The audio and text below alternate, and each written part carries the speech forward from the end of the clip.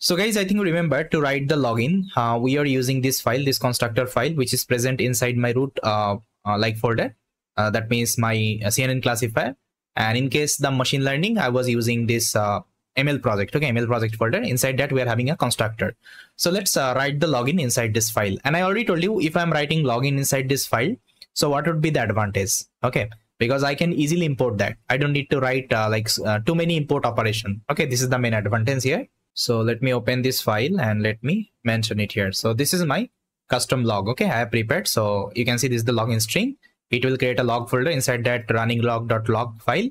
And this is the final configuration. Okay, that's it. Now let me test whether this is working or not. I will open up my main.py. Let me import the log. So I'll just write, first of all, let me select my environment. Just right hand side below you can see I have selected my base. Now I'll be selecting my environment, which is nothing but CNN classifier. Okay. Now I'll just write from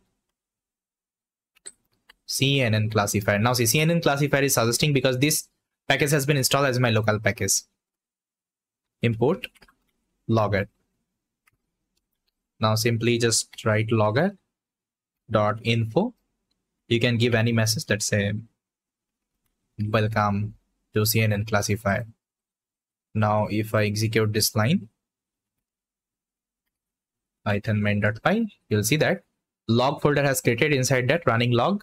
Now see, this is the log. First of all, it will say my current timestamp, info level log. This is running from main.py and this is the log message. Okay, I hope it is clear how log is working. Okay, now let's write the utility. So inside utils, I'm having the common.py, and inside that I'm going to mention all of my utility related function.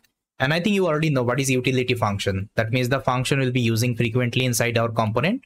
Instead of writing them again and again, we can keep inside utils folder, and whenever we need it, we can import it. In my machine learning implementation, I already clarified this part. Now you can see I'm using the same functionality like read YAML, then create directories, save JSON, load JSON, okay, save beans, load beans, get size. So what I told you, whenever I was implementing that project, what I told you. So the same structure you will be using in your every project. Okay, now I think you can believe me. If I can implement only one structure, I can use this structure to implement any kinds of project. Got it? And I will also show you different kinds of structure as well. If you need it, I will also show you. No need to worry. So two more actually function I have added here. New function, decode image and encode image. Why I kept this decode and encode image, I'll tell you. Whenever we'll be creating the web application, that time I'll tell you. Because the user will upload the image in my web application, right? And we can directly get that image in the backend. So first of all, we have to encode this image. Okay, then we have to decode this image. So we'll be using base 64 for this. Base 64 string. I'll tell you whenever we'll be implementing this. That time I'll tell you. As of now, just try to consider this part I need whenever we'll be doing the prediction. Okay, we'll be creating the user application. That time we need it. Got it? And see, otherwise everything is same. Okay, everything is same. And again, if you want to understand like what is ensure annotation and what is config box, no need to worry. I will add the video actually I recorded previously in that project implementation.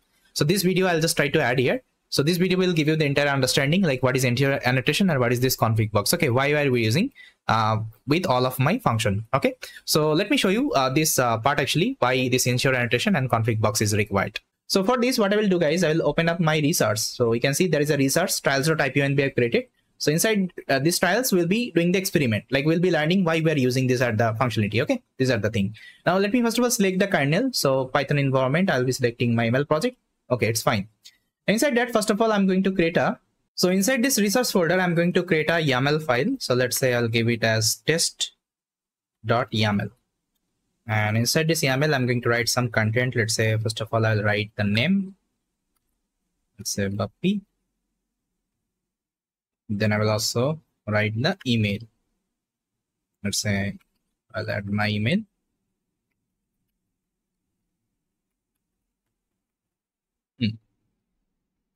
Okay, now this YAML file I'm going to read from this notebook itself. For this, you can use this code snippet. So there is a package called YAML inside Python. We already installed YAML, I think you remember. So with the help of YAML, you can load this YAML. So this is my location of the YAML file, test.yaml, you can see. And I'm opening this YAML file. Then I'm loading with the help of safe load function, okay, inside YAML. Now, if I show you the data, whatever content it is returning. See, if I execute, see, whatever content I have inside the YAML file, it is returning. And if you see the type, if you see the type of this data, it's a nothing but it's a dictionary. Okay, it's a dictionary. That means by default, if you're using any YAML file, if you're reading something, any content from the YAML file, it will give you dictionary, output, dictionary data type output, right? So now if I want to, let's say, extract the name, so what I have to do, guys, I think you know how to play with the dictionary, how to let's say access any element inside a dictionary. For this we have to use the key name. So what I will do, I'll just write data, I'll give this square bracket, inside that I'll pass the key name. Let's say name is my key, and it will give me bumpy. Similar wise, you can also extract the email. Okay, email, so it will give you email. Okay, so every time I just need to define the square bracket, inside that I have to give the key name. But can I call like that? Let's say if I just write data dot name, can I call like that? If I execute, will it work? See, it won't be working, it will give me error. That means dict object has no attribute name. But this actually syntax is more convenient than this syntax. I don't need to write square bracket, I don't need to write double quotation. I can directly specify the key name and I can get the value, right? But it's not happening here. So for this, we'll be using something called config box. Okay, so config box will give you this kinds of functionality so that you can get this kinds of output. Let me show you how it can be done. So first of all, let's import this config box from the box. So box import config box. So inside config box, okay, you have to pass the data object, whatever data object actually you got after reading the YAML file. Okay, so it will give you, let's say it will give you the data D. Okay, now see, if I execute, now if I show you the D, now you can see it's a config box type right now. Now I can easily call the name. Okay, d.name, so it will give me name. And if I call d.email, it will give me the email. Okay, that means if you want to call like that, you can do it with the help of config box. Config box will give you this kinds of ability. And this is like more convenient than this one. Okay, so this is a new package. That's why I thought let's also show you how we can use them in our implementation. With otherwise, if you're not using it, it's completely fine. But every time you need to call like that. Okay, that's why I thought let me show you this one as well, so that whenever we are reading any kinds of YAML file, so that we can let's say return all the, let's say, content as a config box type output, so that we can extract like that. Okay, I hope it is clear now. Now let me show you the next one, which is nothing but ensure annotation. Why ensure annotation is required? For this, let me show you another example. So ensure annotation. So let's say here I'm having a function. The function name is get product. So it takes two numbers, x and y. Both are integer type, and it will give you x times y. Okay, this is the product function we have created. Now if you pass any value inside that, so it will give you the product yes or no. Let's say x is equal to 2, y is equal to 4, it will give you 8. But if I pass like that, let's say x is equal to 2, y is equal to string of 4, will it work that time? Because here you have mentioned integer, but here you are trying to pass string. Now see, if I execute, still it will work. Okay, still it will work. It is giving me 44 because it is multiplying this integer with the string, and that means it is repeating this string that number of time. That means 2 times. You can see 4. Okay, so let's say you have written a very big project and you are getting this kinds of unexpected output. That time you will go mad, like what is happening in my code? It is not giving me error, but you are getting unexpected output because of that. Because here you have already said it should be integer, but still you are able to give the string type input.